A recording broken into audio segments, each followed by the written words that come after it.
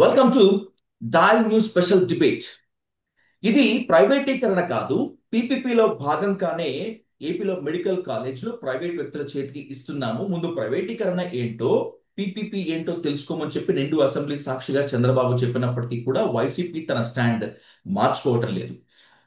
Medical కాలేజీలను ప్రైవేటీకరణ చేస్తే ఎట్టి పరిస్థితుల్లో ఊరుకోమంటోంది. అది మాత్రమే కాకుండా కూటమి అవలంబిస్తున్నటువంటి ప్రజా వ్యతిరేక విధానాలని రాబోయేటువంటి రోజుల్లో ఎండగడతామంటోంది. సో ఈ అంశాలతో పాటు రాజకీయ అంశాలపైన ఇన్ డీటెయిల్ గా ఇన్ డెప్త్ గా డిస్కస్ చేద్దాం వైఎస్ఆర్సీపీ అధికార ప్రతినిధి డాక్టర్ నాగమల్లేశ్వర్ గారితో.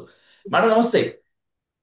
నమస్తే అండి. మేడం, రేపు ఉదయము 11 గంటలకి ఆటో డ్రైవర్ సేవలో అనేటువంటి పథకంలో భాగంగా దాదాపు 3 లక్షల మంది ఆటో డ్రైవర్, క్యాబ్ డ్రైవర్స్, ఇంకొంతమంది కార్మికులకు దాదాపు 435 కోట్ల రూపాయలని జమ చేయబోతోంది ఆంధ్రప్రదేశ్ లో కూటమి సర్కార్.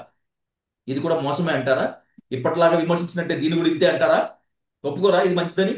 సార్ ఇప్పుడు మేము సూపర్ సిక్స్ అట్టర్ ఫ్లాప్ అయ్యాయి అని ఎందుకు చెప్పాము అని అంటే సూపర్ సిక్స్ లో వాళ్ళు ఇచ్చినటువంటి మేనిఫెస్టోలో పెట్టినటువంటి పథకాలు ఉమ్, ఇప్పుడు మేనిఫెస్టోని మార్చేసి ఆ పథకాలు ఊసు లేకుండా చెయ్యని పథకాల పేర్లు తీసేసి ఇవే మేము సూపర్ సిక్స్ అన్నాము అని చెప్పేసి మాట్లాడితే గూగుల్ ఇన్ఫర్మేషన్ గాని కొన్ని అంటే అఫ్ కోర్స్ వాళ్ళ పోర్టల్లో మేనిఫెస్టోలు తీసేసినంత మాత్రాన మన దగ్గర లేకుండా ఏం కదా ఉండవు కదా. ఇల్లు ఇల్లు తిరిగి ఇచ్చారు కదా, ఉమ్. బాండ్ పేపర్ల లాగా సంతకాలు పెట్టి మరీ ఇచ్చారు కదా. మరి జనాలకి తెలియకుండా ఎలా ఉంటుందండి?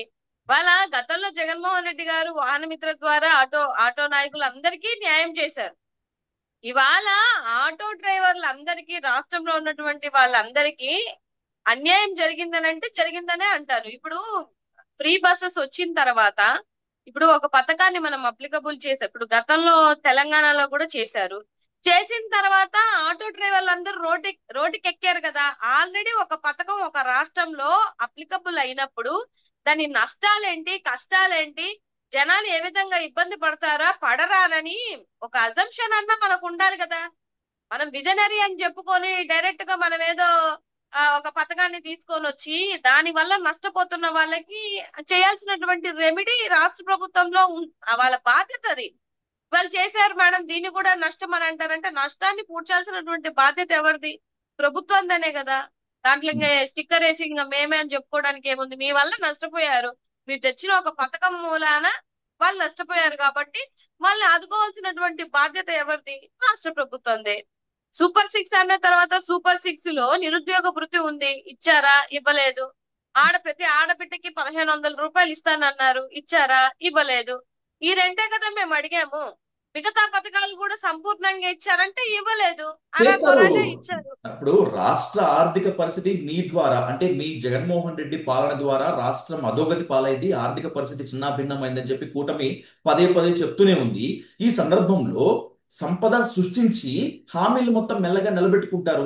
ఆ మాత్రం 15 నెలలకే మీరు నిలదీస్తే ఇట్లా నెగదీస్తే ఎట్లా? మీకు కూడా ఓపిక ఉండాలి కదా. సార్, ఆర్థిక నష్టం కాదండి. అందరిలాగా స్టేట్మెంట్లు ఇవ్వడం అనేది చాలా ఈజీ థింగ్. ఆర్థిక నష్టం ఏం జరిగింది? 14 లక్షల కోట్లు అప్పు చేశారా జగన్మోహన్ రెడ్డి గారు ఆర్థిక నష్టం జరగడానికి? ఉమ్. లేకపోతే ఆయన వల్ల శ్రీలంక అయిపోతుందన్న రాష్ట్రం ఇవాళ ఏమన్నా శ్రీలంక అయిపోయిందా? అవ్వలేదే. మీరే అసెంబ్లీ సాక్షిగా 5.5 లక్షల కోట్లు అప్పు మాత్రమే చేశారు జగన్మోహన్ రెడ్డి గారు అని చెప్పారు. 2019లో మీరు ఆయనకు ప్రభుత్వం ఇచ్చేటానికే మీరు దగ్గరగా 2 లక్షల కోట్ల అప్పు ఆయనకి ఇచ్చేసి వెళ్ళారు. అంటే ఆయన ఓవరాల్ గా చేసినటువంటి అప్పు 3.5 లక్షల కోట్ల అప్పు. ఇదే ముక్క సెంట్రల్ లో ఉన్నటువంటి మన ఫైనాన్స్ మినిస్టర్ నిర్మలా సీతారామన్ గారు చాలా చాలా క్లియర్ గా చెప్పినటువంటి విషయం. ఆంధ్ర రాష్ట్రం, ఈ ఏపీ గత ప్రభుత్వంలో ఫైనాన్షియల్ డిసిప్లిన్ లోనే మాత్రమే అప్పులు చేసింది. మనకు నచ్చినట్టు మనం 100 కోట్లు తెచ్చేస్తాం, లక్షల కోట్లు తెస్తామంటే సెంట్రల్ ఒప్పుకోవద్దు సార్. ఫైనాన్షియల్ డిసిప్లిన్ అంటే ఒకటి ఉన్నదా? ఆ లైన్ దాటుతుంటే వాళ్ళందరూ ఊరుకుంటారా? మిగతా రాష్ట్రంలో ఎలాంటి డిసిప్లిన్ ఉంటుందో ఈ రాష్ట్రంలో కూడా ఉనింది. మీరు ఆ మాట అన్నారు, ఇవాళ అసెంబ్లీ సాక్షిగా మీరే 5.5 లక్షల కోట్లు అన్నారు. మొన్న ఎవరో విలేకరి చంద్రబాబు నాయుడు గారిని క్వశ్చన్ వేస్తే, ఏం సార్ మీరు 14 లక్షల కోట్లు అన్నారు కదా, మరి ఇప్పుడేమో అసెంబ్లీ సాక్షిగా 5.5 లక్షల కోట్లు అనౌన్స్ చేశారు అని అంటే, నేను కూడా సోషల్ మీడియాలో వచ్చినటువంటి ఈ ఉదంతాలన్నీ విని నేను అన్నాను అని ఆయన స్టేట్మెంట్ ఇస్తున్నారండి. ఉమ్, మరి అంత విజనరీ 40 సంవత్సరాల రాజకీయ చరిత్ర అనుకున్నప్పుడు మనము ఒక మాట రాష్ట్రం మీద నింద వేస్తున్నారు. మీరు జగన్మోహన్ రెడ్డి గారి మీద కాదు వేసింది నింద, ఉమ్. రాష్ట్ర అభివృద్ధి మీద మీరు నిందలేశారు. అప్పులు పాలైపోయింది, శ్రీలంక అయిపోయింది. ఇవాళ ఎందుకు మీకు ఒక్క రూపాయి కూడా పెట్టుబడి రావట్లేదు అని అంటే అర్థం ఏంటంటే మీరు చేసినటువంటి విధ్వంసం, మీ ఐటీడీపీ చేసినటువంటి, మీ సోషల్ మీడియా చేసినటువంటి విధ్వంసం. ఎందుకు అప్పులు పాలైపోయింది, రాష్ట్రం బీహార్ అయిపోయింది, శ్రీలంక అయిపోయింది అంటే ఏ పెట్టుబడిదారులని ఎందుకు వస్తారు? పోనీ మీరు వచ్చారు కదా, మీ మీద నమ్మకంతోనే ఇవాళ పెట్టుబడులు ఏమన్నా వచ్చాయా? దావోస్ వెళ్ళారు, రూపాయి తెచ్చారా? సింగపూర్ వెళ్ళారు, రూపాయి పెట్టుబడి తీసుకొని వచ్చారా? ఉమ్. ఇక్కడ మీకు అర్థమవుతుంది మీ చాతగాని తనం ఏంటి అని అనేది. 16 నెలలు అని మీరు అంటున్నారు, ఆల్రెడీ ఇది 4గోసారి సీఎం అండి. ఇప్పుడు సిస్టమ్ కొత్తగా వచ్చితే కొత్త సిస్టాన్ని అర్థం చేసుకోవడానికి మీకో నాకో లేకపోతే జగన్మోహన్ రెడ్డి గారికో అరే కొత్తగా వచ్చిన సీఎం ఆయన సిస్టమ్ అర్థం చేసుకోవడానికి టైం పడుతుంది. మీకెందుకు టైం పడుతుంది? ఇంకా 16 నెలలు అంటే ఏం ఎందుకు చేయలేదు అని అడుగుతున్నారు రాష్ట్రంలో ఉన్నటువంటి ప్రజలు కూడా. సో రాష్ట్రంలో డెఫినెట్ గా మీ రాష్ట్రంలో ఉన్నటువంటి లోపాలని ప్రజలు ఎదుర్కోవడం మీకు రాష్ట్రంలో ఇష్టం ఉన్నటువంటి ఉండదు. ప్రజలు ఏ స్థాయిలో అడుగుతున్నారో లేదో చాలా మందికి తెలియట్లేదు. కానీ వైసీపీ మాత్రం కూటమి ఎప్పుడెప్పుడు కూలిపోతుందా, జనసేనకు టీడీపీకి మధ్య ఎప్పుడు గొడవలు వస్తాయా అని ఎదురు చూసినట్లుగా ఉంది. నిజంగా మాకేం అడుగుతున్నారా అవసరం ప్రజలు? లేదండి, నిలదీస్తున్నారా ప్రజలు మాకేం లేకపోతే? అవసరం లేదు. మేమేమి ఇదిగో వినండి, మేమేమి టీడీపీ జనసేన వీళ్ళ మధ్య గొడవ రావాలని మేము అనుకోవట్లేదు. వాళ్ళు కలిసే ఉండాలి, కలిసి ఉండగానే మేము ఓడగొట్టాలి. అది వాళ్ళు విడిపోతే మేము గెలుస్తామనే ఆలోచన మాకు ఏ రోజు లేదు. మళ్ళీ వాళ్ళు అడుగుతున్నాను. ఉండి మల్లీశ్వర్ ఓడగొట్టేటువంటి గారు, ప్రాతినిధ్యం మల్లీశ్వర్ వహించేటువంటి గారు, కెపాసిటీ వైఎస్ఆర్సీపీకి ఉంది కాబట్టి డెఫినెట్ గా వాళ్ళు ఎన్ని రోజులు కలిసి ఉంటారో అన్ని రోజులు కలిసి ఉన్నామని, కానీ ప్రజలకి న్యాయం చేయాలి. వీళ్ళు ఇలాగే పరిపాలిస్తే డెఫినెట్ గా 2029లో వాళ్ళు ఉంటారని మేము ఓడగొడతాం, అందులో మళ్ళీ 1% డౌట్ లేదు. మల్లీశ్వర్ గారు, మళ్ళీ క్లియర్ గా అడుగుతున్నాను. కూటమి కలిసే ఉండాలని చెప్పి మనసా వాచా కర్మణ అనుకుంటున్నారా మీరు? మేము అనుకోకపోయినా వాళ్ళకేమో నామ్స్ ఉంటాయి కదా. మేము అంటున్నాం ఇవాళ ఏమంటున్నారు, మేము కలిసి ఉంటున్నాము. ఎందుకంటే జగన్మోహన్ రెడ్డి గారు అన్నటువంటి ఒక శక్తిని పడగొట్టాలి అని అంటే మేమందరం ముక్కుమ్మడిగా ఏకమైపోవాలి, అందుకే ఏకమయ్యాము. తిట్టుకున్నా కొట్టుకున్నా బూతులు ఆడుకున్నా అమ్మన బూతులు తిట్టినా, వాళ్ళమ్మని ఈయన తిట్టినా వీళ్ళమ్మని ఆయన తిట్టినా మేమందరం కలిసి ఉన్నాము అని అంటే ఓన్లీ ఫర్ జగన్మోహన్ రెడ్డి గారిని దించడానికి, అధపాతాలను తొక్కడానికి అని వాళ్ళ మాటలే కదా ఇవి. నా మాటలు కాదు, వాళ్ళ మాటలే. ఎవరు ఎవ- మేమేమంటున్నాం, ఎవరమ్మల్ని ఎవరు తిట్టారు? తొక్కాను అంటున్నారు కాబట్టి. నారా భువనేశ్వర్ గారిని వైసీపీ అవమానించిందని కదా ప్రధాన ఆరోపణ. ఎవరమ్మలని ఎవరు తిట్టారు? ఏంటండి, ఇప్పుడు ఇప్పుడు పవన్ కళ్యాణ్ గారు చెప్పలేదా? పవన్ కళ్యాణ్ గారు లోకేష్ బాబు నువ్వు మా అమ్మని తిట్టావు, నిన్ను నేను క్షమించను అని చెప్పేసి మాట్లాడలేదా? పోనీ క్షమించారుగా. జూనియర్ ఎన్టీఆర్ వాళ్ళ అమ్మని ఇప్పుడు ఉన్నటువంటి 164లో ఎమ్మెల్యేలో ఒక ఎమ్మెల్యే చేత తిట్టించలేదా? పోనీ ఆయన ఏమైనా సస్పెండ్ చేశారా? మీ అమ్మని తిడితే అంత రోతం వస్తుంది, మరి జూనియర్ ఎన్టీఆర్ వాళ్ళ అమ్మని తిట్టినప్పుడు ఆ ఇంటికి ఇంటి మనిషే కదా, ఆ ఎన్టీ రామారావు కోడలే కదా, బయట వ్యక్తే కాదు కదా. అదే నందమూరి ఇంటి పేరే కదా, వాళ్ళకి కూడా వేరే పేరేమైనా వచ్చుద్దా? కాదు కాదు. మీ ఇప్పుడు ఇంట్లో ఉన్నటువంటి ఆడపిల్లకే మీరు విలువ ఇవ్వలేక మళ్ళీ ఇవాళ భువనేశ్వర్ అన్నారు, ఆమెను అన్నారు, ఈమెను అన్నారు అంటే భారతమ్మని ఏమన్నా తక్కువ అంటున్నారా? మరి మీరు మీరు ఇప్పుడు మనం జూనియర్ నిజాయితీగా ఎన్టీఆర్ వాళ్ళ ఉండాలంటే అమ్మని మాకు కూడా నీతి ఉండాలి జూనియర్ కదా. ఎన్టీఆర్ వాళ్ళ అమ్మని ఎమ్మెల్యే దగ్గుపాటి ప్రసాద్ తిట్టడం వెనుక నారా లోకేష్ చంద్రబాబు నాయుడు ఉన్నారనేటువంటి మీ అనుమానమా, లేకపోతే డైరెక్ట్ గా మీ స్టేట్మెంటా? అనుమానం ఏంటండి? ఇప్పుడు సరే అనుమానమే కాదనుకోండి, మీ ఎమ్మెల్యే తిట్టారు, అక్కడ మొత్తం ఆయన ఫ్యాన్స్ అందరూ వాళ్ళ ఇంటికాడ దండలు చేశారు, ఎట్టి పరిస్థితుల్లో నువ్వు వచ్చి సారీ చెప్పాలన్నా అని చెప్పారు. బయటకు వచ్చి నా వాయిస్ కాదు ఒకవేళ మీరు నాదే అనుకుంటే సారీ అని చెప్తున్నారు. మరి ఆ నిజ నిజాలు ఏంటో తేల్చాల్సినటువంటి బాధ్యత మీదే కదా, మీ ఎమ్మెల్యే కదా. కొన్ని సస్పెండ్ చేశారా, కొన్ని దూరం పెట్టారా, కొన్ని మందలించారా? మళ్ళీ ఏదో ప్రోగ్రామ్ కి వెళ్తే భుజం తట్టి శబాష్ అంటున్నాడు అంటే ఎందుకు నీ అమ్మని చంద్రబాబు నాయుడు తిట్టించారు గారు కాబట్టి. దగ్గుపాటి ప్రసాద్ ని పిలిచి వార్నింగ్ ఇచ్చారు, లైన్ దాటితే వేటు తప్పదు అని చెప్పి అన్నారని చెప్పి మీడియా మొత్తం కోడై కూసింది కదా. అంటే ఏంటి? ఎక్కడ వైసీపీ కూర్చుంది, వాళ్ళని పిలిచి ఎక్కడ కూర్చుంది? బహిరంగంగా వాళ్ళ తిడితేనే ఐటీడీపీ తిట్టినట్లా? కూర్చుందేమో గానీ కాదండి, వాళ్ళ ఐటీడీ పోలు ఇది బయటికి ప్రోపగండ చేసుకోవడానికి కూసారేమో గానీ మీడియాలో ఎక్కడ రాలేదు. ఉమ్, చంద్రబాబు నాయుడు గారు మీ ఎమ్మెల్యేకి ఆ ఇంటి కోడలు అన్నప్పుడు మీరు ఏం చేస్తున్నారు? ఇది నా స్ట్రైట్ అవే క్వశ్చన్. ఉమ్. ఇప్పుడు ఏమి అంటే అప్పుడు ఆ టైంలో అంతగా ఇంపార్టెన్స్ ఇచ్చి అంత పెద్దగా రెస్పాండ్ అవ్వలేదని అనుకున్నారో ఏమో ఎన్టీ రామారావు జూనియర్ ఎన్టీఆర్, అందుకని కావాలని తిట్టించారు. వాళ్ళకి ఇది అలవాటండి. షర్మిల గారిని కూడా అదే ఐటీడీపీ నుంచి, అదే సోషల్ మీడియా బాలకృష్ణ ఆఫీస్ నుంచి ఎన్నో పచ్చి బూతుల మెసేజ్లు, ఆమె కోసం బ్యాడ్ ప్రోపగండా, లేనిపోని క్యారెక్టర్ అసోసియేషన్ చేసింది అదే ఐటీడీపీ. ఇవాళ కానీ మాట్లాడుతుంది కూడా సోషల్ మీడియాలోనే. ఇవాళ వాళ్ళ ఎమ్మెల్యేలు మాట్లాడుతున్నా కూడా మీరు కామ్ గా కూర్చున్నారు అని అంటే మీరు కావాలని చేయించినటువంటి పనే, లేకపోతే అన్ఎక్స్పెక్టెడ్ గా జరిగినటువంటి పనే? రీసెంట్ గా సో నిండు ఇవి అసెంబ్లీ రాష్ట్రంలో సాక్షిగా ఉన్నటువంటి ఇప్పుడు సార్, నేను ఎవరు మాట్లాడినా, మహిళని ఎవరు మాట్లాడినా తప్పే. ఉమ్, నేను ఒక మహిళగా చెప్తా, అది ఈ పార్టీయా ఆ పార్టీ అనేది కాదు. మహిళగా ఎవరిని కించపరిచి మాట్లాడినా తప్పే. కానీ మనం ఇక్కడ తప్పని చెప్పి మనం అదే తప్పులు 100 తప్పులు చేస్తుంటే రాష్ట్రంలో ఉన్నటువంటి ప్రజలు గమనించకుండా ఎందుకుంటారో అని అడుగుతున్నాను నేను. ఇప్పుడు అసెంబ్లీ సాక్షిగా బాలకృష్ణ చిరంజీవి గారిని ఏదో ఒక మాట తూలారు, అవమానించారు అనేటువంటిది ఇప్పుడు వస్తున్నటువంటి ఆరోపణ. చిరంజీవి ఫ్యాన్స్ ఓవైపు ఎగిసిపడుతున్నారు, బాలకృష్ణ ఫ్యాన్స్ కూడా ఓవైపు ఇంకొక విధంగా ఎగిసిపడుతున్నారు. బాలకృష్ణ చిరంజీవి ఫ్యాన్స్ కన్నా కూడా, ఇంకా చెప్పాలంటే నందమూరి మెగా ఫ్యామిలీస్ కన్నా కూడా వైసీపీకి బాగా ఎడ్జ్ తీసుకోవడానికి తాపత్రయపడుతుంది. ఏంటి, ఇద్దరి మధ్య గొడవలు పెట్టాలనా? మాకెందుకు గొడవ పెట్టడం? మాకెందుకండి? ఉమ్, మా మా నాయకుణ్ణి సైకోగాడు అని మాట్లాడాడు ఎవరు? బాలకృష్ణ గారు. ఉమ్, ఓకే, అది అసెంబ్లీ సాక్షిగా అసెంబ్లీ సమావేశంలో ఆయన ఒక ఎమ్మెల్యే అయ్యుండి ఎట్ట బిహేవ్ చేయాలో కూడా ఆయనకి తెలియలేదు.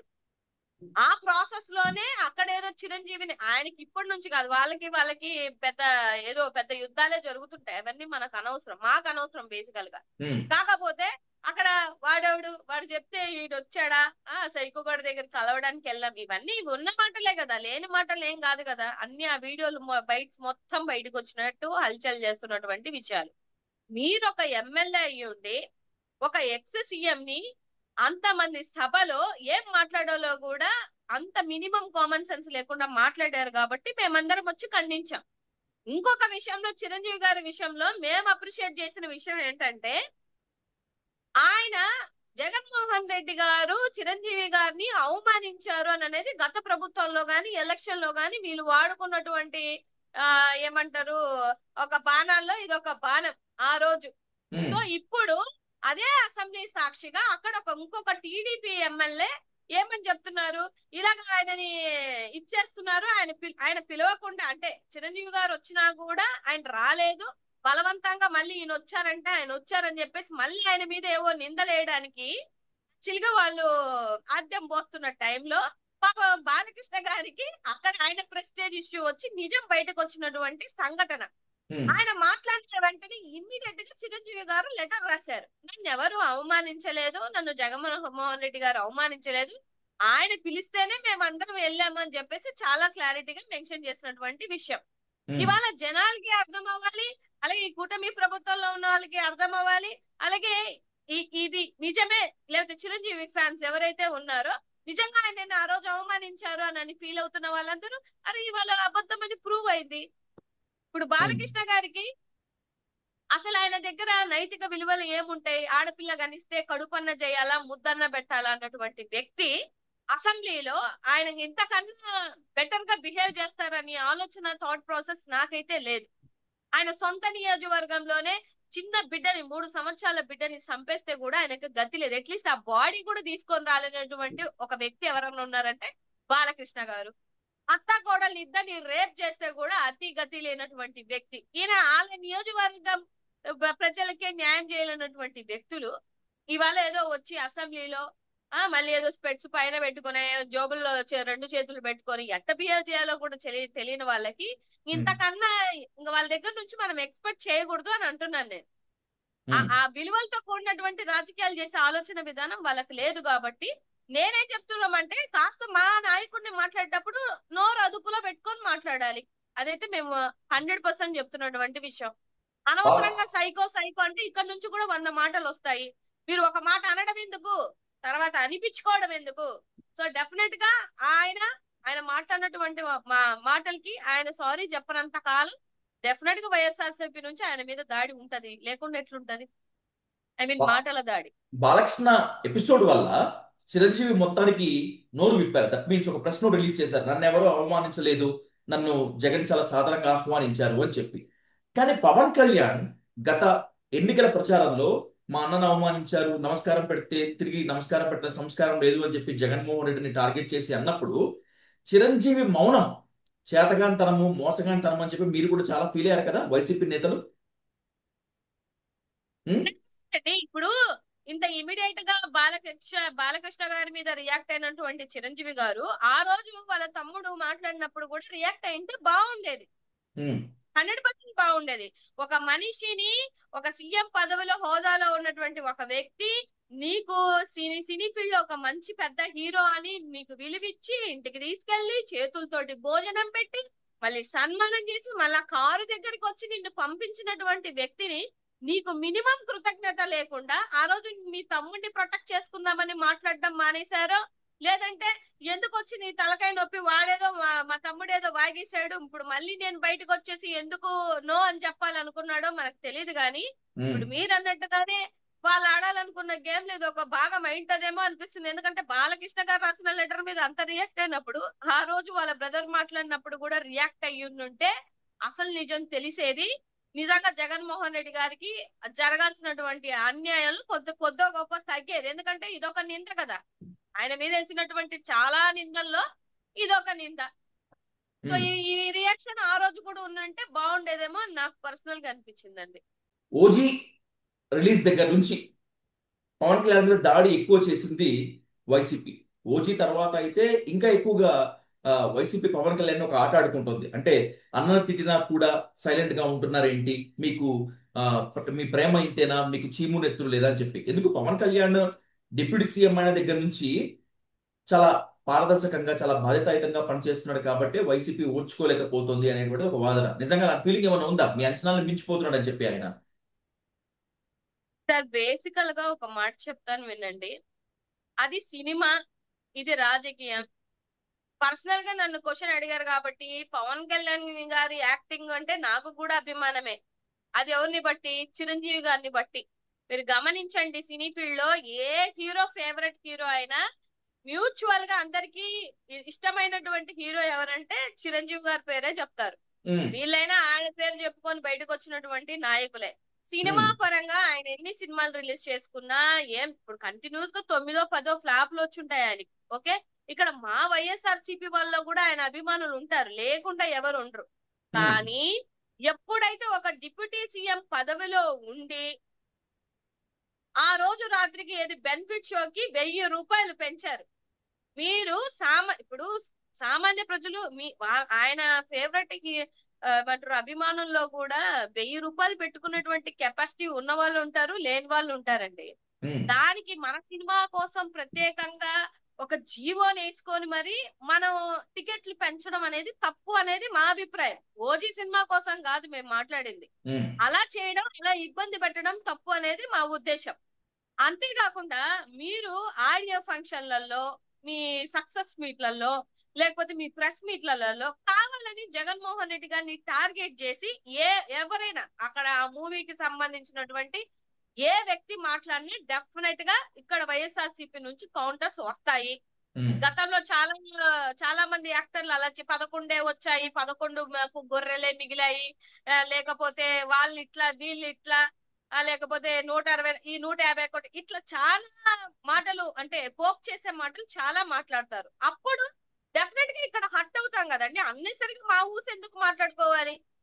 లేదు కదా. ఇప్పుడు ఉమ్. బాలకృష్ణ గారు అసెంబ్లీలో జగన్మోహన్ రెడ్డి గారిని సైకో అనాల్సినటువంటి అవసరం ఏమొచ్చింది? లేదే. అసందర్భం, కావాలని పోక్ చేయడం. ఇలా మీరు పోక్ చేసినప్పుడు డెఫినెట్ గా వైఎస్ఆర్సీపీ వాళ్ళు బాయ్కట్ చేస్తారు. ఇప్పుడు మా నాయకుడిని అంటే మేము బాయ్కట్ చేయకుండా ఎందుకుంటాం సార్? నాకు అర్థం అవ్వదు. మీరు నడిపించుకోవాలనుకుంటే మంచిగా నడిపించుకోండి మూవీస్, ఎవరు కాదన్నారు?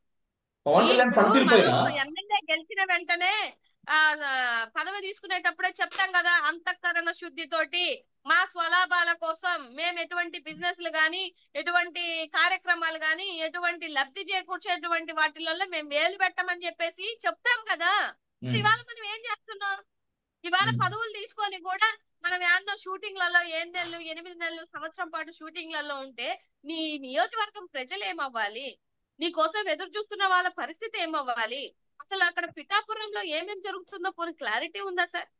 దళితుల్ని బహిష్కరిస్తున్నారు, తెలుసా ఆయనకి ఆ విషయం? ఉమ్. పోనీ ఆయన సరే ఎక్కడో షూటింగ్ లోనే ఉన్నారు అనుకుందాం. ఈ విషయం తెలిసినప్పుడైనా వాళ్ళ మీద ఏమన్నా యాక్షన్ తీసుకున్నాడా? పోనీ వాళ్ళని ఏమైనా అరెస్ట్ చేయించాడా? ఆయన నియోజకవర్గంలోనే ఆడబిడ్డలు చచ్చిపోతున్నారు రేపులు చేసి మరి. పోనీ ఆయన ఏమైనా కనుక్కుంటున్నాడా? ఒక ట్వీట్ చేస్తున్నాడా సార్? ఇక్కడ మాకు పవన్ కళ్యాణ్ గారు టార్గెట్ కాదండి, కానే కాదు. రాజకీయ పరంగా మేము విభేదించాలి అనుకుంటే డెఫినెట్ గా విభేదిస్తాం. మాకు చంద్రబాబు నాయుడు గారు ఎలాగో, లోకేష్ బాబు గారు ఎలాగో, పవన్ కళ్యాణ్ గారు కూడా అలాగే. ఈయన మూవీస్ లో ఉంటున్నాడు కాబట్టి ఈ ఇంపాక్ట్ అటు పడుతుందేమో అని చెప్పేసి ఆయన భయపడిపోయి ఇస్తున్నటువంటి స్టేట్మెంట్లు తప్ప, మాకు ఎవరి సినిమా అయినా నచ్చితే మేము కూడా చూస్తాం. వైఎస్ఆర్సీపీ అభిమానులు కూడా చూస్తాం. చాలా మూవీస్ ని సక్సెస్ చేయలేదా మేము? పవన్ కళ్యాణ్ ఓ పనితీరు పైన movie Pawan hero Kalyan hero అయింది, పవన్ చిరంజీవి కళ్యాణ్ మూవీ రిలీజ్ అయితే మేము కూడా వెళ్తామే, అభిమానంగా ఉన్న వాళ్ళం అందరం వెళ్తాం సార్. ఒకటి మూవీలో సబ్జెక్ట్ ఉండి మూవీ బాగుంటే సక్సెస్ అవుతుంది సార్. ఉమ్, కొన్ని మూవీస్ అసలు వచ్చాయనేది కూడా తెలియదు, కానీ ఎలా సక్సెస్ అవుతున్నాయి? 2 కోట్లు 3 కోట్లు పెట్టినాయి కూడా, 100 కోట్లు 150 కోట్లు కూడా తెచ్చినటువంటి మూవీస్ ఉన్నాయి. మేము బాయ్కాట్ పెడితే ఆగుతాయా? ఆగవు కదా. ఉమ్. మీ సినిమాలో డెప్త్ లేకుండా మేమేదో చేస్తున్నాం దాని వల్ల ఓడిపోతున్నాయి అని అనుకోవడం తప్పు. ఏమాత్రం రెస్ట్ లేనటువంటి షెడ్యూల్, ఏమాత్రం విరామం తీసుకోకుండా ఆయన ఓ వైపు పాలనని, ఓ వైపు తన కెరియర్ ని చూసుకుంటూ ఉంటే, పవన్ కళ్యాణ్ కే- పారదర్శకమైనటువంటి పాలన పైన, బాధ్యతాయుతమైనటువంటి ప్రవర్తన పైన వైసీపీ అనవసరంగా విమర్శలు చేస్తోంది అంటున్నారు రాజకీయ విశ్లేషకులు. ఏంటి ఇప్పుడు ఇచ్చిన హామీలు మొత్తం నిలబెట్టుకునేటువంటి క్రమంలో పవన్ కళ్యాణ్ ముందుకెళ్తున్నప్పుడు ఆయన అనవసరంగా విమర్శించి అవాస్తవాలు కావడం ఎందుకు వైసీపీ? సార్ మీకు ఇక్కడ పాయింట్ ఏంటంటే, మాకు పవన్ కళ్యాణ్ మీద టార్గెట్ కాదు. ఆయన ఎవరు సార్? ఆయన ఒక డిప్యూటీ సీఎం మాత్రమే. ఉమ్, మా టార్గెట్, మా ఫైట్, మేము యుద్ధం చేసింది ఎవరితోనంటే ఇప్పుడు ఉన్నటువంటి గవర్నమెంట్ మీద, కూటమి ఉమ్, ప్రభుత్వం మీద. అది చంద్రబాబు నాయుడు గారు యాజ్ సీఎం గా, లేకపోతే లోకేష్ బాబు గారు, లేకపోతే ఆయన ఒక ఎడ్యుకేషన్ మినిస్టర్ గా, ఇప్పుడు ఇవాళ వీళ్ళందరూ కలిసి మా చేస్తున్నటువంటి ప్రభుత్వం మీద మా ఫైట్ తప్ప, ఇండివిజువల్ గా మాకు పవన్ కళ్యాణ్ గారిని టార్గెట్ చేయాల్సినటువంటి అవసరం లేదు సార్. నేను ఉమ్, గతంలోనే చెప్పా, 40% ఓట్ షేరింగ్ ఉన్నటువంటి మా పార్టీ 6% ఓట్ షేరింగ్ ఉన్నటువంటి పార్టీ మీద మా టార్గెట్ కానే కాదు, ఉమ్. 100% కాదు.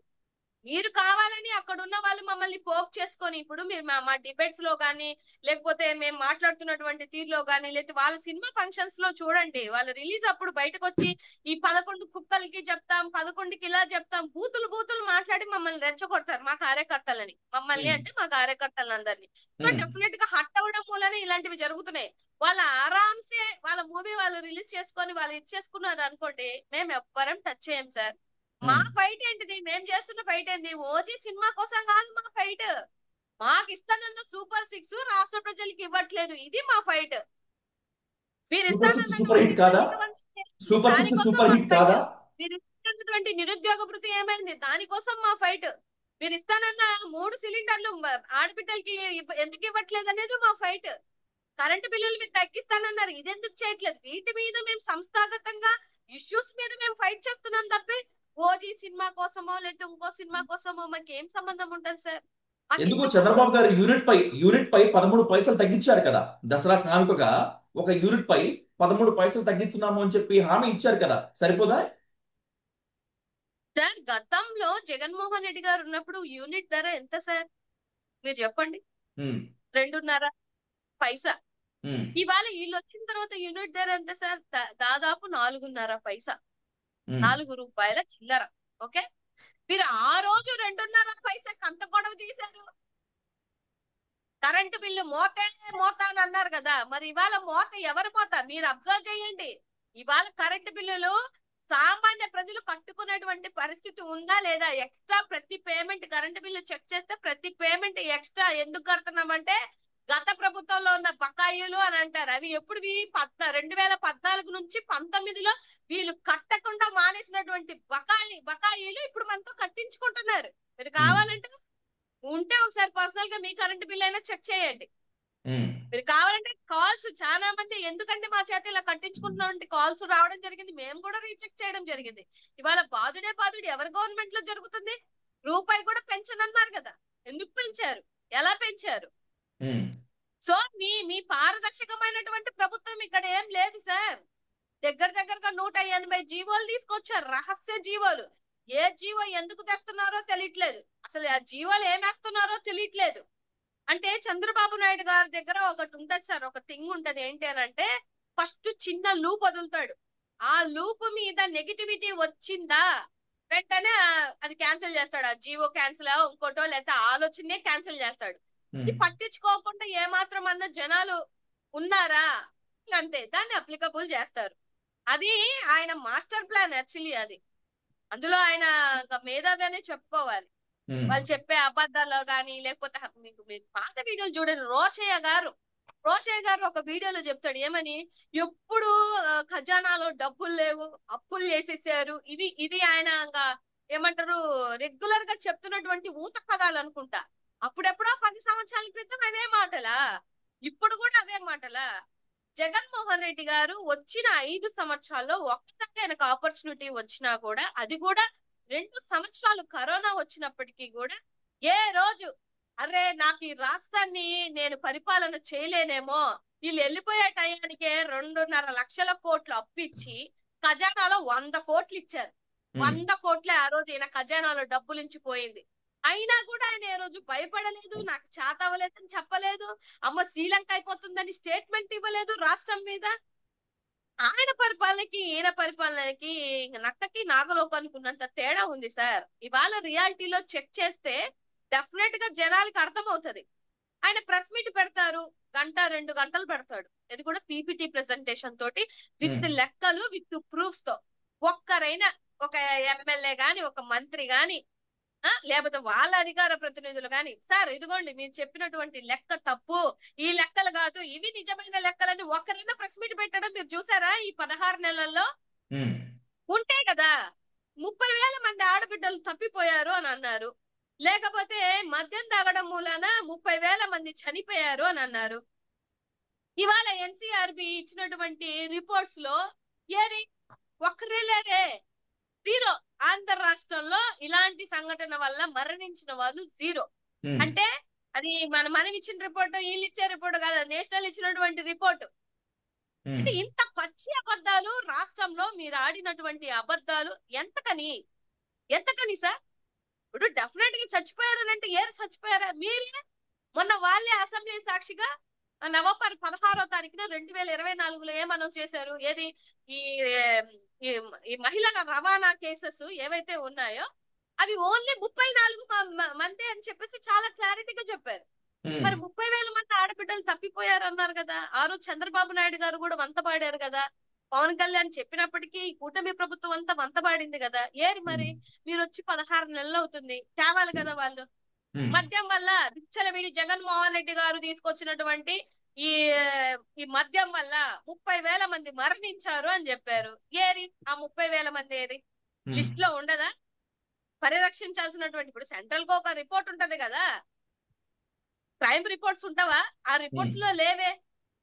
సో డెఫినెట్ గా రాష్ట్రంలో ఉన్నటువంటి ప్రజలు గమనించాల్సింది, వీళ్ళన్నీ అబద్ధాలాడి నిందలేసి లేనిపోని కబుర్లు చెప్పి ఇవాళ కూటమి ప్రభుత్వంలోకి వచ్చారు. సో ఇవాళ వాళ్ళు ఇచ్చిన రిపోర్టే మళ్ళీ ఏంటిది, గంజాయి వల్ల మద్యం వల్ల 32% క్రైమ్ రేట్ పెరిగింది. నేషనల్ రిపోర్ట్స్ ఇచ్చినటువంటి రిపోర్ట్స్, మా సొంత రిపోర్ట్స్ కాదు, క్రైమ్ రిపోర్ట్ పెరిగింది. సో ఇవాళ ఎవరు సమాధానం చెప్పుకోవాలండి? మేము వచ్చిన తర్వాత ఉక్కుపాదం మోపుతామన్నారు గంజాయి మీద. ఏడ మోపారు మీరు ఉక్కుపాదం? ఎక్కడ మోపారు? మరి ఎందుకు వచ్చింది ఇంత పర్సంటేజ్ల హైక్? ఎందుకు వచ్చాయి? సో ఇవన్నీ రిపోర్ట్స్ తో మాట్లాడితే, సబ్జెక్ట్ తో మాట్లాడితే వీళ్ళకి నచ్చదు సార్. వాళ్ళకి ఏంటంటే ప్రతిసారి పోక్ చేసుకోవడం, పాయింట్ ని లేకపోతే సబ్జెక్ట్ ని యూటర్న్ తిప్పి తల్లి చెల్లి అని పర్సనలైజ్డ్ గా మాట్లాడడం తప్ప విత్ సబ్జెక్ట్ తో గానీ విత్ రికార్డ్స్ తో గానీ వాళ్ళు మాట్లాడడం రాదు, వాళ్ళు మాట్లాడలేరు కూడా. Right Nageswara Rao, thank you so much for joining in the debate. మళ్ళీ మాట్లాడదాం ఖచ్చితంగా. Thank you so much.